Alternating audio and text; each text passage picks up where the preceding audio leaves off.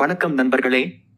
இன்று நாம் இந்தியாவில் அவசர நிலை பற்றியும் இந்திய அரசியலமைப்பில் எப்படி விவரிக்கப்பட்டுள்ளது என்பதையும் அதில் ஏற்பட்ட சட்ட திருத்தங்கள் மற்றும் முக்கிய தீர்ப்புகள் பற்றி இந்த காணொளியின் மூலமாக அறியலாம். இந்தியாவில் அவசர நிலை என்பது நாடு கடுமையான சூழ்நிலைகளில் உள்ளது என்று எண்ணப்பட்டால் மத்திய அரசுக்கு மிகுந்த அதிகாரங்கள் அளிக்கப்படும் சூழ்நிலை. இதன் மூலம் நாட்டின் பாதுகாப்பை, பொது ஒழுங்கை மற்றும் அரசின் செயல்பாடுகளை சரியாக பராமரிக்க அரசு முடிவுகளை எடுக்கும். இந்த நேரத்தில் மக்கள் சுதந்திரம் மற்றும் ஜனநாயக செயல்முறைகள் தற்காலிகமாக மாற்றப்படலாம். இந்திய அரசியலமைப்பில் 3 வகையான அவசர நிலைகள் குறிப்பிடப்பட்டுள்ளன. தேசிய அவசர நிலை ஆர்டிகிள் 352. இது இந்தியா அல்லது அதன் எந்த பகுதியின் பாதுகாப்புக்கு போர், வெளிநாட்டு தாக்குதல் அல்லது ஆயுத கலவரம் போன்ற அச்சுறுத்தல்கள் உருவான போது அறிவிக்கப்படும். இந்த நேரத்தில் மத்திய அரசுக்கு மிகப்பெரிய அதிகாரங்கள் வழங்கப்படுகின்றன. மேலும் மாநில அரசின் இயல்பு முறை நிலைமைக்கு இடையூறு ஏற்படுகிறது. மாநில அவசர நிலை அல்லது ஜனாதிபதி ஆட்சி ஆர்டிகிள் 356. ஒரு மாநில அரசு அரசியலமைப்பின் விதிகளின்படி செயல்பட முடியாத சூழலில் இந்த அவசர நிலை அறிவிக்கப்படும். இது பொதுவாக ஒரு மாநில அரசாங்கம் சட்டமன்றத்தின் நம்பிக்கையை இழந்துவிடும் போது அல்லது சட்டம் மற்றும் ஒழுங்கு மோசமாகிவிடும் போது நடக்கும். இந்த நேரத்தில் மாநிலத்தின் நிர்வாகத்தை மத்திய அரசு நேரடியாக கட்டுப்படுத்துகிறது. நிதி அவசர நிலை ஆர்டிகிள் 360. நாட்டின் நிதி நிலைத்தன்மை அல்லது எந்த பகுதியின் நம்பிக்கை அச்சுறுத்தல் அடைந்தால் இந்த நிதி அவசர நிலை அறிவிக்கப்படும். இதுவரை இந்தியாவில் இந்த அவசர நிலை அறிவிக்கப்படவில்லை. ஆனால் இது மாநில நிதிகளை கட்டுப்படுத்த மற்றும் அரசாங்க அதிகாரிகளின், நீதிபதிகளின் சம்பளங்களை குறைக்கும் அதிகாரத்தை மத்திய அரசுக்கு அளிக்கிறது. இந்தியாவில் மொத்தம் 3 முறை தேசிய அவசர நிலை அறிவிக்கப்பட்டுள்ளது. 1962ஆம் ஆண்டு சீனாவுடன் ஏற்பட்ட போர் காரணமாகவும், 1971ஆம் ஆண்டு பாகிஸ்தானுடன் நடந்த போர் மற்றும் இதன் விளைவாக ஏற்பட்ட உள்நாட்டு பிரச்சனைகள் காரணமாக, 1975ஆம் ஆண்டு உள்நாட்டு அசம்பாவிதங்கள் மற்றும் அரசியல் பிரச்சனைகள் காரணமாக. இந்த 3வது அவசர நிலை இந்திய அரசியல் வரலாற்றில் மிகப்பெரிய தாக்கத்தை ஏற்படுத்திய ஒன்று. அடுத்ததாக தேசிய அவசர நிலை அறிவிக்கப்படும் காரணங்கள் பற்றி காணலாம். தேசிய அவசர நிலையை அறிவிக்க 3 முக்கிய காரணங்கள் உள்ளன.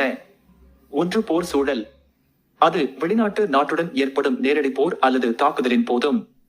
2வதாக வெளிநாட்டு தாக்குதல், புலம்பெயர்ந்த தாக்குதல்கள் அல்லது தீவிரவாத செயல்கள் காரணமாகவும். 3வதாக உள்நாட்டு ஆயுத கலவரம் காரணமாக, அதாவது நாட்டின் உள்ளே ஆயுத கலவரங்கள் அல்லது பெரும்பாலான ஆர்ப்பாட்டங்களின் போது. இந்த சூழ்நிலைகளில் நாட்டின் பாதுகாப்புக்கு மிகுந்த ஆபத்து ஏற்படும் போது மத்திய அரசு தேசிய அவசர நிலையை அறிவிக்க முடியும். அவசர நிலை விதிகளில் திருத்தங்கள். 1975ஆம் ஆண்டு அவசர நிலைக்கு முன்பும் பிறகும் அவசர நிலை விதிகளில் சில முக்கியமான திருத்தங்கள் செய்யப்பட்டன. 1975க்கு முன்பு அவசர நிலையை அறிவிக்க மத்திய அரசிற்கு அதிகமான அதிகாரங்கள் இருந்தது. மத்திய அரசு ஜனாதிபதி மீது கணிசமான அழுத்தம் கொடுத்து அவசர நிலையை அறிவிக்க முடிந்தது. மேலும் அவசர நிலையின் போது அடிப்படை உரிமைகள், குறிப்பாக ஆர்டிகிள் 19- உரிமைகள் தற்காலிகமாக ரத்து செய்யப்பட்டது. 1975ஆம் ஆண்டு அவசர நிலையின் பின்னர் அவசர நிலை விதிகளில் முக்கியமான மாற்றங்கள் செய்யப்பட்டன. 44ஆம் திருத்தம் 1978. இப்போது தேசிய அவசர நிலையை அறிவிக்க மத்திய அரசிற்கு நாடாளுமன்றத்தின் ஒப்புதல் பெற வேண்டியுள்ளது. இரு அவைகளிலும் 2 பங்கு உறுப்பினர்களின் ஒப்புதல் தேவைப்படுகிறது. மேலும் ஆர்டிகிள் 20 மற்றும் ஆர்டிகிள் 21 உட்பட அடிப்படை உரிமைகள் அவசர நிலையின் போது கூட இடைநிறுத்தப்பட முடியாது. இந்த மாற்றங்கள் இந்திய ஜனநாயகத்தை மேலும் வலுப்படுத்தும் விதமாக செயல்படுத்தப்பட்டன. நாம் இந்தியாவில் தேசிய அவசர நிலையை சூழ்ந்த முக்கியமான உச்சநீதிமன்ற வழக்குகள் மற்றும் அவற்றின் விவரங்களை பற்றி பேசப் போகிறோம். இந்த வழக்குகள் இந்திய ஜனநாயகத்தில் ஏற்படுத்திய தாக்கம் என்ன என்பதையும் பார்ப்போம். முதலாவது முக்கிய வழக்கு கேசவானந்த பாரதி வழக்கு. இந்த வழக்கில் கேசவானந்த பாரதி என்ற கேரளா மாநிலத்தில் இருந்து ஒரு சிறு ஆட்சி தலைவர் இந்திய அரசியலமைப்பில் செய்த 24வது திருத்தத்தை சவால் செய்து உச்சநீதிமன்றத்தில் வழக்கு தொடுக்கிறார். இந்த திருத்தம் அரசியலமைப்பின் அடிப்படை கட்டமைப்புகளை மாற்றுவதற்கான அதிகாரத்தை பாராளுமன்றத்திற்கு அளித்தது. இந்த வழக்கில் உச்சநீதிமன்றம் ஒரு வரலாற்று சிறப்பு மிக்க தீர்ப்பை வழங்கியது. இது இந்திய அரசியலமைப்பின் அடிப்படை கட்டமைப்பு என்னும் நெறியை நிலைநாட்டியது. இதனால் பாராளுமன்றம் எந்த திருத்தம் செய்தாலும் அரசியலமைப்பின் அடிப்படை கட்டமைப்பு பாதிக்கப்படக்கூடாது என்று தீர்மானிக்கப்பட்டது. இந்த தீர்ப்பு இந்திய ஜனநாயகத்தின் நெறிமுறைகளை பாதுகாக்கவும் பாராளுமன்றத்தின் எல்லைகளை வரையறுக்கவும் முக்கிய பங்கு வகித்தது. அடுத்து 6C கூப்பர் வழக்கை பற்றி பார்க்கலாம். வழக்கின் உண்மை என்னவென்றால் 6C கூப்பர் என்ற வங்கிக்காரர் 1969ஆம் ஆண்டு பாராளுமன்றத்தில் கொண்டு வரப்பட்ட வங்கி தேசியமயமாக்கல் சட்டத்தை சவால் செய்து வழக்கு தொடர்ந்தார். இந்த சட்டம் நாட்டு மக்களின் அடிப்படை உரிமைகளை பாதிக்கும் என கூறினார். உச்சநீதிமன்றம் இந்த சட்டம் உண்மையில் அடிப்படை உரிமைகளை மீறுகிறது என தீர்மானித்தது.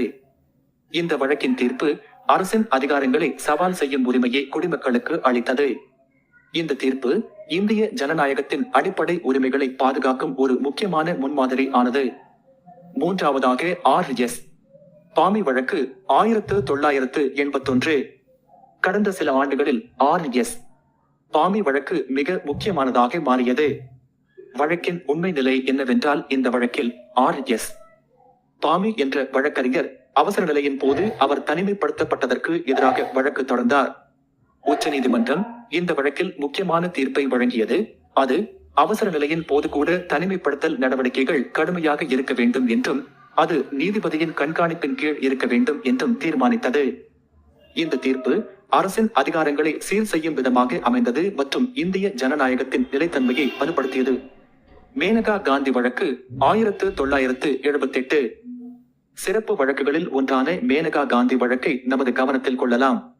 வழக்கின் உண்மை நிலை என்னவென்றால் மனேகா காந்தி அவசர நிலையின் போது தனது பாஸ்போர்ட்டை ரத்து செய்து அரசின் நடவடிக்கையை எதிர்த்து வழக்கு தொடர்ந்தார். இந்த வழக்கில் உச்சநீதிமன்றம் உயிர் மற்றும் தனிப்பட்ட சுதந்திரம் என்ற உரிமைகள் ஆர்டிகிள் 21 கீழ் பரந்துபட்டவை. மேலும் இது நீதி, சமவாய்ப்பு மற்றும் சட்டத்தின் மூலம் மட்டுமே குறுக்கப்படக்கூடாது என தீர்மானித்தது. இந்த வழக்கின் தீர்ப்பு இந்திய குடிமக்களின் உரிமைகளை பரந்துபடுத்தியது மற்றும் அரசின் தன்னிச்சையான நடவடிக்கைகளுக்கு எதிராக ஒரு முக்கிய தடையாக அமைந்தது. நாம் இந்தியாவில் மாநில அவசர நிலை பற்றிய முக்கிய விவரங்களை பற்றி பேசப் போகிறோம். உச்சநீதிமன்றத்தின் முக்கிய தீர்ப்புகள், தமிழகத்தில் எத்தனை முறை மாநில அவசர நிலை அறிவிக்கப்பட்டது, அதன் பின்னணியை பற்றியும் விரிவாக காணலாம். மாநில அவசர நிலை மற்றும் உச்சநீதிமன்ற தீர்ப்புகள். முதலில் மாநில அவசர நிலை என்றால் என்ன என்பதை பார்ப்போம். மாநில அரசு அரசியலமைப்பின் விதிகளின்படி செயல்பட முடியாத சூழலில் மத்திய அரசு மாநில அவசர நிலை அல்லது ஜனாதிபதி ஆட்சி அறிவிக்கிறது. இது ஆர்டிகிள் 35(6) இன் கீழ் செயல்படுத்தப்படுகிறது. இது இந்தியாவின் கூட்டாட்சி அமைப்பில் மிகுந்த முக்கியத்துவம் வாய்ந்தது. எனவே உச்சநீதிமன்றம் சில முக்கிய வழக்குகளில் அதனை நிதானமாக மாநில அவசர நிலையை பற்றிய மிக முக்கியமான உச்சநீதிமன்ற வழக்கு S6 பொம்மை வழக்காகும். வழக்கின் உண்மை நிலை என்னவென்றால் கர்நாடகாவில் S6 பொம்மை தலைமையில் இருந்த அரசு ஜனாதிபதி ஆட்சி அறிவிக்கப்பட்டதை எதிர்த்து உச்சநீதிமன்றத்தில் வழக்கு தொடர்ந்தது. இந்த வழக்கில் ஜனாதிபதி ஆட்சியை முறையாக செயல்படுத்தியதா என்பதை சவால் செய்யப்பட்டது.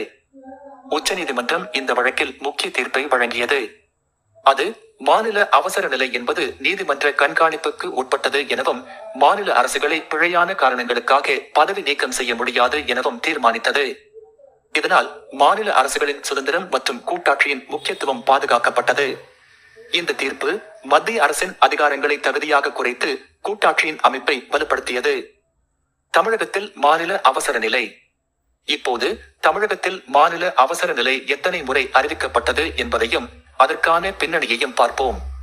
தமிழகத்தில் 4 முறை மாநில அவசர நிலை அறிவிக்கப்பட்டுள்ளது. 1976ஆம் ஆண்டு தமிழகத்தில் முதல் முறையாக அவசர நிலை அறிவிக்கப்பட்டது.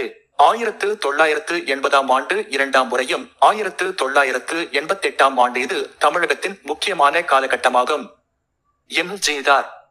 மரணத்திற்கு பிறகு தமிழகத்தில் ஏற்பட்ட அரசியல் குழப்பம் காரணமாக மத்திய அரசு மாநில அவசர நிலையை அறிவித்தது. அடுத்த சில மாதங்களில் தேர்தல் நடந்து ஜெயலலிதா முதல்வராக தேர்ந்தெடுக்கப்பட்டார். 1991ஆம் ஆண்டு தேர்தலுக்கான பின்னணி நெருக்கடிகள் காரணமாக மத்திய அரசு மாநில அவசர நிலையை மீண்டும் அறிவித்தது. இந்த மாநில அவசர நிலைகள் தமிழகத்தின் அரசியல் மற்றும் சமூக சூழல்களை மிகவும் பாதித்தன. தமிழகம் ஒவ்வொரு முறையும் அதிர்வெண்களை சந்தித்துள்ளது. மேலும் மக்கள் ஆட்சியை மீண்டும் அடைய பல்வேறு சவால்களை எதிர்கொண்டனர். இந்த வீடியோவில் மாநில அவசர நிலையை சூழ்ந்த முக்கிய உச்சநீதிமன்ற தீர்ப்புகள் மற்றும் தமிழகத்தில் அவசர நிலை எத்தனை முறை அறிவிக்கப்பட்டது என்பதையும் அதன் பின்னணியையும் விரிவாக கண்டு அறிந்தோம். உங்கள் கருத்துக்களை கீழே பகிர்ந்து கொள்ளுங்கள். மேலும் நமது சேனலை சப்ஸ்கிரைப் செய்யவும். நன்றி.